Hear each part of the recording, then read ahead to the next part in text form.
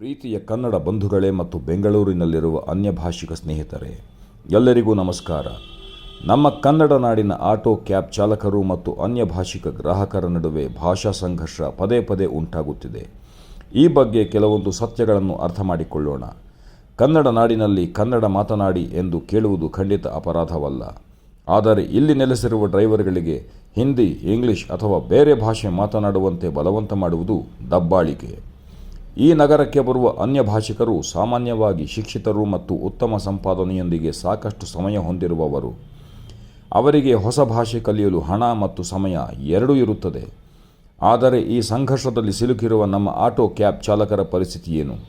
ಅವರು ಶ್ರಮಿಕರು, ದಿನವಿಡೀ ದುಡಿದರೆ ಮಾತ್ರ ಊಟ ಸಿಗುವವರು.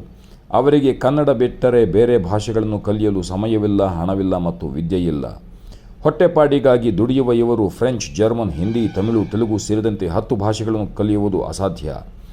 ಲಕ್ಷಾಂತರ ರೂಪಾಯಿ ಸಂಬಳ ಗಳಿಸುವ ಶಿಕ್ಷಿತ ವಲಸಿಗರು 6 ತಿಂಗಳು ಕಷ್ಟಪಟ್ಟು ಕನ್ನಡ ಕಲಿಯುವುದು ಸುಲಭ.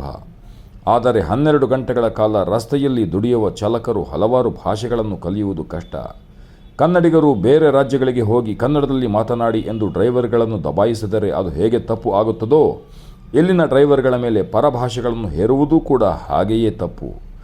ಆಕ್ಸಿಡೆಂಟ್, ಚಿಲ್ಲರೆ ಸಮಸ್ಯೆ ಅಥವಾ ರೈಡ್ ಕ್ಯಾನ್ಸಲ್ನಂತಹ ಸಾಮಾನ್ಯ ಜಗಳಗಳನ್ನು ಕೆಲವರು ಭಾಷಾ ಸಂಘರ್ಷ ಎಂದು ಸುಳ್ಳು ಬಿಂಬಿಸಿ ಕನ್ನಡಿಗರನ್ನು ಕೆಟ್ಟ ದೃಷ್ಟಿಯಲ್ಲಿ ತೋರಿಸುವುದನ್ನು ನಿಲ್ಲಿಸಬೇಕು.